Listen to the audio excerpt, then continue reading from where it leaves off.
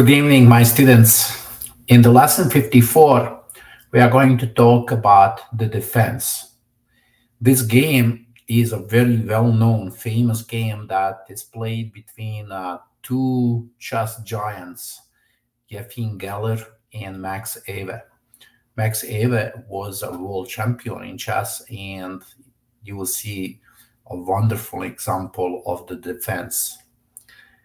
So we have a Nimzo India opening, right? This opening is very popular, right? A lot of great grandmasters are playing this opening. Now, E3 is the move that white plays here, and it is the most played move, right? Move that many people like to play. C5. Well, pay attention a little bit to the way the black is developing the pieces. You see, of course, black can play d5, right? But you will see in this game, black is trying to delay that move and not to play that move.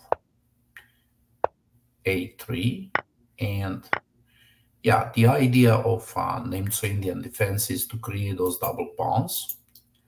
And then black favors the knight against the bishop. Those double pawns are the problem, and you will see in this game what happened. B6, bishop to b7, and f3. Okay, white clearly wants to push pawn to e4. Now look from here. This is very instruction, right? Knight c6, castling, and knight goes to a5, targeting this pawn on c4. It's clear that black wants to play rook to c8 and then take on d4.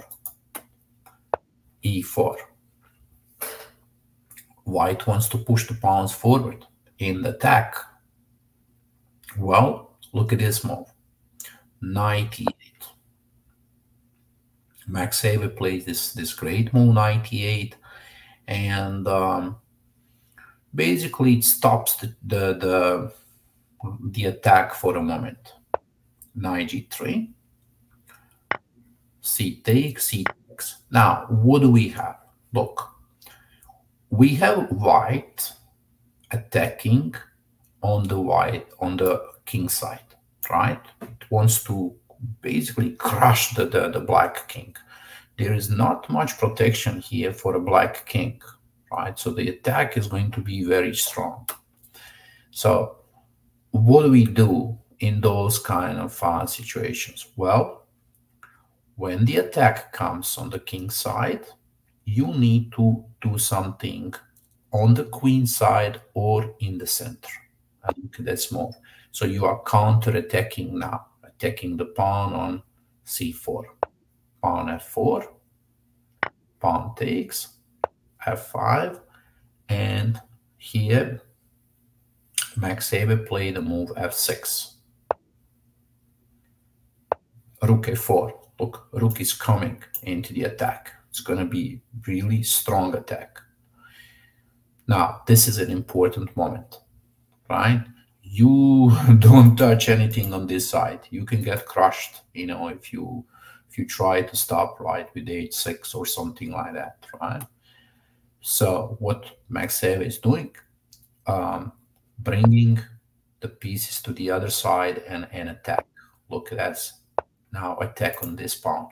So that's the counter attack, right? So one of good ways to defend yourself is to do the counter attack in the center.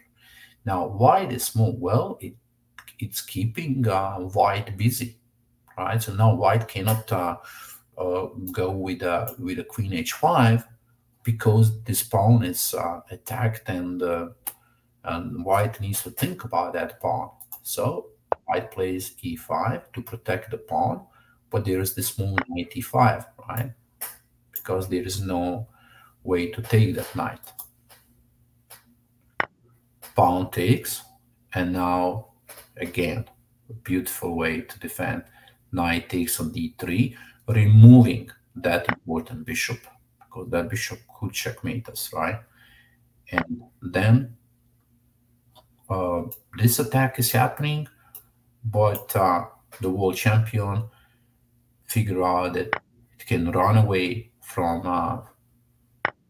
this, right, setup. He plays king f7, but now not much is happening here. Bishop h6. Well, at the moment, pawn is protected on g7, so there is no checkmate. So what is the move that the world champion is going to play? Well, this move is difficult to play, of course.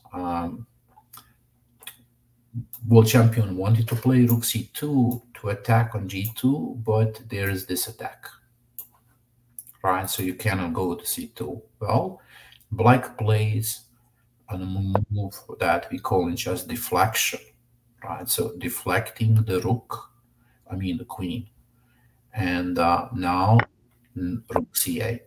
At the moment, there is no checkmate, so you're fine. Look at the knight. I love the knight around the king, how knight is protecting the king. So remember that knight is always a great piece to protect the king.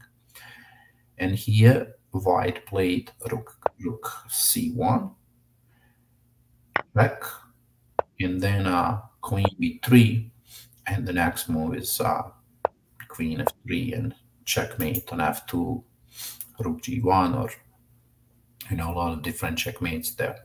So that's what happened in the game, and white had to resign the game. There is one important moment here for white, again, where we can learn the defense, right? If we let's change the color and look from a white position. Now we know that this is coming, so rook c1 was a mistake. Look at this cool move, d5. And with this move, what will happen is that the coordination between the black pieces is going to be disrupted, right? So now after queen d5, you can play rook e4 and stop the checkmate. And right now, the attack is again happening on e8. So white would be winning this position. The only way the black could take is with a bishop, but now there is no move queen b3. So somehow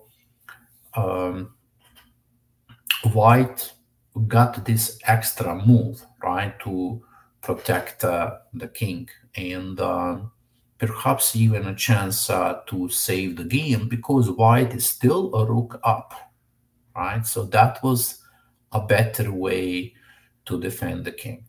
Very beautiful game. So let's see one more time the most important moments of this game. The rook c8, attacking the pawn on c4, and then this marvelous idea of b5 and queen b6. That's really what decided this game. This fantastic idea of queen b6, and then the counter attack happened. Very, very nice game to study. See how many of us would be afraid of this queen h7 move, but look how world champion found this great idea where the king on f7 is fine at the moment, and then this fantastic move rook h8, right, with the idea rook e2. And that's how we should remember this game. Okay, I hope you enjoyed the lesson, and I'll see you then tomorrow again. Bye-bye.